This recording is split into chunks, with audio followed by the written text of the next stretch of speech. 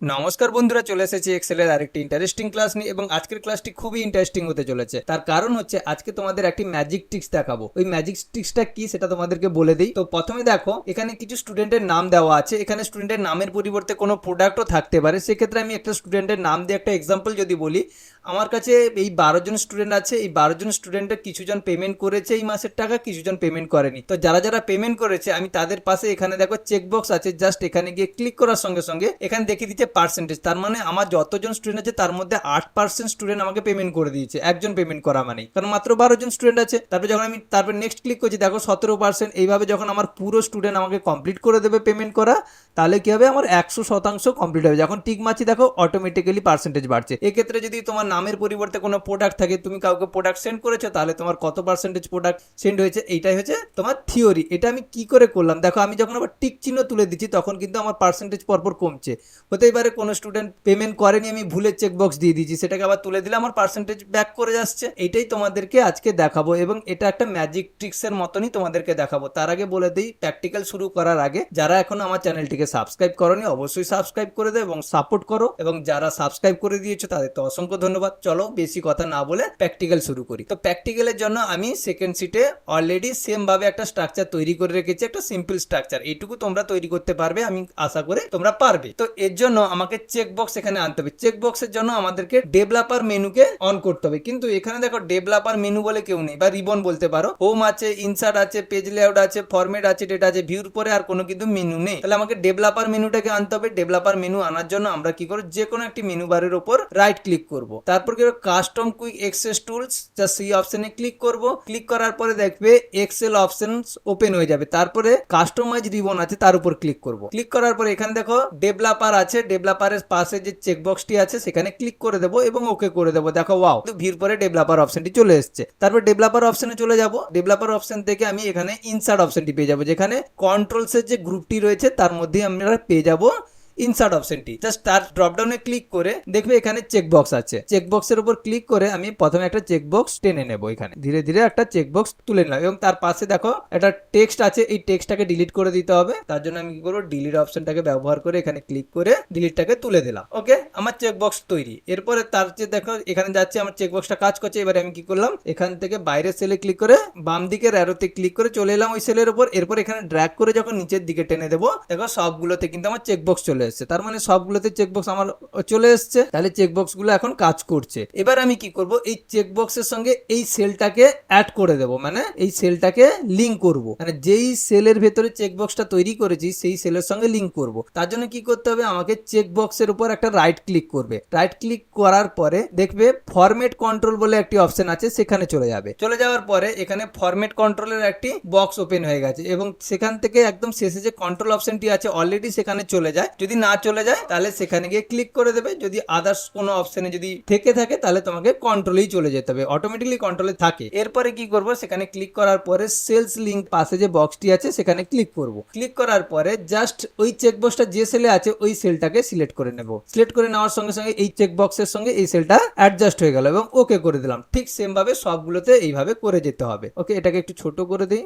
তাহলে এরপর right click করে জাস্ট ফরম্যাট কন্ট্রোল, তারপর কন্ট্রোল থেকে এখানে এসে জাস্ট চেকবক্স এইভাবে সেলটাকে সিলেক্ট করে ওকে করব। সেম ভাবে এর উপরে রাইট ক্লিক করে ফরম্যাট কন্ট্রোল, তারপর এখানে সেলস লিঙ্কে গিয়ে জাস্ট সেলসটাকে সিলেক্ট করব, যে সেলের সঙ্গে লিঙ্ক করতে চাইছি ওকে করব। মানে প্রত্যেকটা চেকবক্স সেই সেলসের লিঙ্কের সঙ্গে আমরা অ্যাড করে দেবো। এর উপর রাইট ক্লিক করে ফরম্যাট কন্ট্রোল, তারপরে সেলস লিঙ্ক, সেম ভাবে এখানে লিঙ্কে ওকে করে দেবো। সেম ভাবে একই রকমই সবগুলোতে করে যাব। ঠিক শেষেরটায়ও রাইট ক্লিক করে ফরম্যাট কন্ট্রোলে ক্লিক করে জাস্ট কন্ট্রোল থেকে সেলস লিঙ্কের পাশের বক্সটিতে ক্লিক করব এবং সেখান থেকে সেলটাকে সিলেক্ট করে নেব যে সেলের সঙ্গে লিঙ্ক করতে চাইছি, তারপর ওকে করে দেবো। তাহলে কি হয়, আমার পুরো চেকবক্সের সঙ্গে আমার প্রত্যেকটা সেলস লিঙ্ক হয়ে গেছে। এরপরে যখন আমি দেখবে চেকবক্সের উপর ক্লিক করছি তখন দেখবে ট্রু ফলস শো করছে। দেখতে পাচ্ছ ট্রু ফলস শো করছে, তাই না? ক্লিক করলে ট্রু শো করছে আর ক্লিক তুলে দিলে ফলস শো করছে। এটা খুব ইম্পর্টেন্ট এই জায়গাটা। তো দেখতে পাচ্ছ সবগুলোতে ট্রু শো করছে। তো আমি চাইছি না যে এই জিনিসটা ট্রু আর ফলস শো করুক, তার জন্য সব সেলটাকে সিলেক্ট করে নিয়ে জাস্ট এই টেক্সটগুলোকে হোয়াইট করে দেবো। দিলে কি হোয়াইটের সঙ্গে হোয়াইট মিক্সড হয়ে যাবে আর আমাদের কাছে শো করবে না। তার জন্য আমি সিলেক্ট করে হোম মেনুতে চলে যাব। সেখান থেকে গিয়ে হোম মেনুর যে ফন্টের অপশনের ভেতরে যে ফন্ট কালার আছে সেখান থেকে হোয়াইটটাকে সিলেক্ট করে নাও। এরপরে দেখো আর কিন্তু আমার শো করছে না, তাহলে আমার কিন্তু সে টেক্সটটা কিন্তু আছে, তবে কিন্তু আমার শো করছে না, কারণ সেটা হোয়াইট কালারের আছে, হোয়াইটের সঙ্গে হোয়াইট মিক্সড হয়ে গেছে। এরপরে আমাকে এখানে প্রোগ্রেস রিপোর্টে আমাকে ফর্মুলা বসাতে হবে। সেই ফর্মুলাটা কি বসাবো, জাস্ট সেই সেলটাকে সিলেক্ট করে ইকুয়াল দেবো। ইকুয়াল দেওয়ার পরে যেহেতু আমি কাউন্ট করে এভারেজ করতে চাইছি এখানে পার্সেন্টেজ হিসাবে, তাহলে আমি কাউন্ট ফর্মুলাকে কল করবো। যা প্রথমে count ifs, COUNT count ifs ফর্মুলাকে কল করে ব্র্যাকেট শুরু করব। এরপরে কি করব, এই পুরো সেলের রেঞ্জটাকে সিলেক্ট করে নেব, কারণ কাউন্ট ইফই একমাত্র ফর্মুলা যে কি করে কোনো নাম্বার টেক্সট ছাড়াও কোনো সেলকে বা চেকবক্সকেও কাউন্ট করতে পারে। ওকে, তো আমি কি করলাম, পুরো সেলসটাকে সিলেক্ট করে নিলাম এবং কমা দিয়ে কি করব, জাস্ট এখানে দিয়ে দিব। এখানে কিন্তু টেক্সটকে কাউন্ট করবে। কেন টেক্সটকে কাউন্ট করবে, কারণ হচ্ছে এখানে আমার ট্রু ফলস যে ব্যাকে আছে, ওই ট্রু ফলসটা কিন্তু হাইড আছে, কিন্তু সেটাকে আমরা হোয়াইট কালার দিয়ে হাইড করে দিয়েছি, তবুও আমরা কিন্তু ওটাকেই কাউন্ট করব, মানে ট্রু ফলসকে। এবার আমি গেলাম পুরো কাউন্ট করলাম পুরো সেলসটাকে এবং কমা দিয়ে বলে দিলাম ডবল কোটেশনের ভেতরে যে ট্রু। যদি এর ভেতরে ট্রু থাকে, যদি ট্রু দিয়ে ডবল কোটেশন দেই, তাহলে কি করবে, কাউন্ট শুধুমাত্র ট্রু কতগুলো আছে সেটাকে চেক করে নেবে এবং কি করবে, ব্র্যাকেট শেষ করলাম।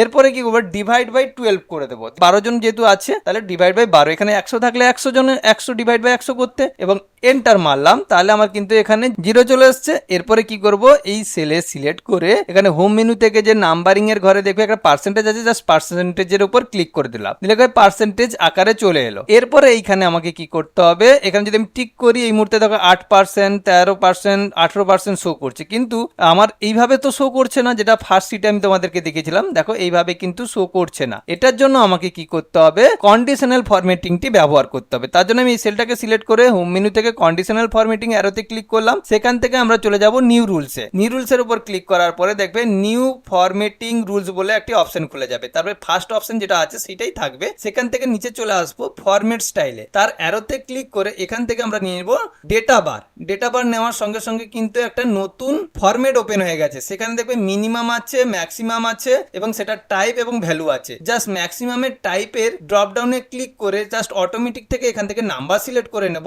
ঠিক মিনিমামের ওর কিন্তু অটোমেটিক থেকে এখানে নাম্বারে আমরা সিলেক্ট করে নেব। এরপর ভ্যালুতে জাস্ট ভ্যালুর ম্যাক্সিমামে ব্যাক করে 0 থেকে 1 প্রেস করে দেব এবং জাস্ট একটা কালার চুজ করবো, যে কালারটা তোমার পছন্দ হয়, যে কালারটা দিয়ে তুমি পার্সেন্টেজটাকে শো করাতে চাইছো। তো আগেটা রেড ছিল, আমি এটাতে গ্রিন করে দিলাম। ওকে, গ্রিনটা আরো বেশি দেখতে ভালো লাগে, তারপর ওকে করে দিলাম। এরপরে দেখো ম্যাজিক, জাস্ট ক্লিক করছি, দেখো ওয়াও, তাই না, একটা ম্যাজিকের মতন চলে এলো না, তাই তো। তো আশা করছি এই জিনিসটি তোমরা ক্লিয়ারলি বুঝতে পেরে গেছো। একদম সহজ কিন্তু অজানা একটা তথ্য, তাই না। তো আশা করছি আজকের ক্লাসটি ভালো লেগেছে এবং এই ধরনের ম্যাজিক ট্রিক্স নিয়ে আমি আরো আসার চেষ্টা করব। তার জন্য তোমরা অবশ্যই সাপোর্ট করো এবং সঙ্গে থাকো। অসংখ্য ধন্যবাদ, বাই।